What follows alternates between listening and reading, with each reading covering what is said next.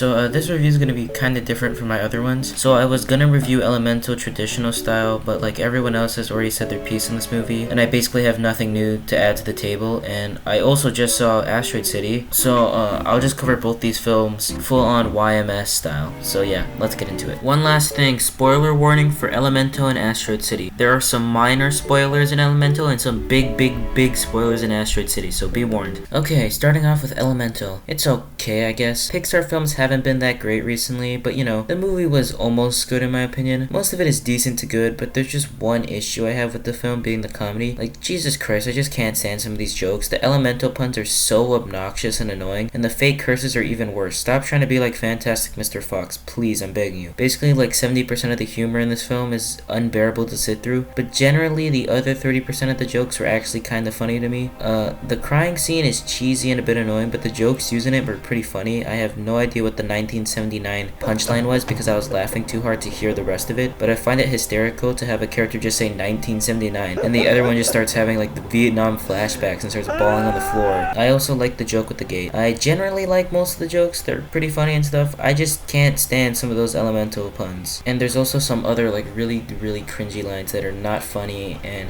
also don't fit at all, because like in movies like Turning Red they fit because it was supposed to be like that, but in this one it's just stupid. You're so hot. The world building is fine and all the characters are fine. I like Wade and Ember. They're both very good and they have good connections or whatever, but them being able to touch kinda ruins the creative idea of two elements not being able to touch like that. It's cool to see Wade and Ember prove to Ember's mom that they can work around not being able to touch, but no, we can't have an asexual relationship. That's not possible. Can't have that. How does the ending even make sense if Wade could touch Ember? I do like the ending though, but you already know what's gonna happen. The line delivery and emotion to it was very good though, and I won't spoil it because something big happens in it. The world building is kind of weird since it mainly just focuses on fire and water, but the earth and air people are still kind of creative since they make the world feel more alive with different types of colors and different types of colored people. The airball stuff is also pretty fun to watch. I don't think I would be able to stand having the movie just be water and fire. That'd be kind of boring and kind of ugly, so the earth and air people add a lot to the background and the visual flair of the film. Also, speaking of visual flair, I really like the animation on the fire flowers and the fire people in general. It's super pretty in the dark environments. The whole leaking plot is perfectly fine. I think the glass that Ember made was created with emotion, so the reason it cracked was because of her relationship problems, or it just broke for some reason. Ember's parents were also good. Most of the movie is just good. I was never bored throughout and very little things annoyed me except for those god-awful jokes. I cringed more at the movie than Turning Red, which you know was made to be cringe, so you know that's how you know the movie is not good.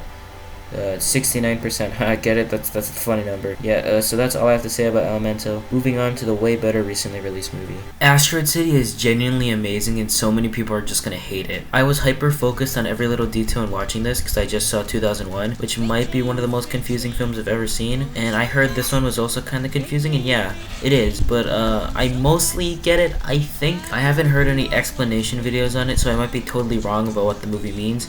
But here's what I think Asteroid City is about. Asteroid City follows a story that is being performed on a play, while we see the writer for the play slowly lose his mind and sanity as his ego takes over, and his shattered mental state starts to destroy the play. As we see the play go on, we see the simple story dissolve into an extremely messy story where nothing gets resolved by the end. The main character of the film finally accepts his kids in a dream sequence, but the writer cuts it out eventually due to his fractured mental state, and it makes the end of the film feel very empty when the main character has changed, but there's no context for why. I absolutely love the main story of Asteroid City. I love every single character. Augie is such a monotone character, and he's just such a well-written and well-acted character. He's such a funny and interesting person to follow throughout. I love the idea of him being a photographer, with him just taking photos of random things throughout the movie. He doesn't really like his kids, and his wife is dead, and most of the movie he kind of just sits around doing nothing except talking to the actress that I can't remember the name of. I love the alien plot, and the comedy is just incredible. A lot of the dialogue from the smart kids are super fast and really hard to understand, but just like Across the Spider-Verse, I don't really mind since I can mostly understand what they're trying to get across. The main story is incredible and it feels like Wes Anderson at his absolute best. Here's my main issue with the film though. I'm very mixed on the second story about the writer for the film. It has a good payoff by the end, but I just generally didn't like it as much as the amazing main story. It was really annoying when I was watching the fantastic main story and was getting really invested just for it to randomly cut off to the second, much less interesting story. It's fine, but it mostly felt like 3-minute long commercials in between something I loved. It has some decent horror elements, and I do love the payoff of the story slowly falling apart throughout, but it just feels like it takes forever to get to that point. I also don't get why this is a Broadway play. I would much prefer it to be like them filming a movie, but that's fine. It's probably the only way they can justify having the main story have color. Speaking of the colors, oh my god, this movie is so pretty. I didn't really pay attention to the color in Grand Budapest Hotel, so I can't really compare the both visually stunning movies, but Jesus Christ, the blue and orange of this film is genuinely a marvel to look at. The cinematography is also just mind-blowing. I love the telephone scenes. They usually have characters talking over each other, and it's super chaotic, and I just love it. The score is very simple since it's supposed to be a play, but the license music at the start and at other moments is great. I also just love how simple the story is, even though it's an alien movie. Augie breaks his car and he wants it fixed, and by the end, he does get it fixed. Very cool. I also love how generally simple the alien idea is done. There's no big climax, there's no context for why an alien is even here. It just shows up, takes an asteroid, and then brings it back. All the acting in the play is perfect too. Every actor is doing such a great job, despite never really showing any emotion, and it's such a tone shift when we actually see them talk outside of the play. The actress one is also great. I do enjoy the black eye idea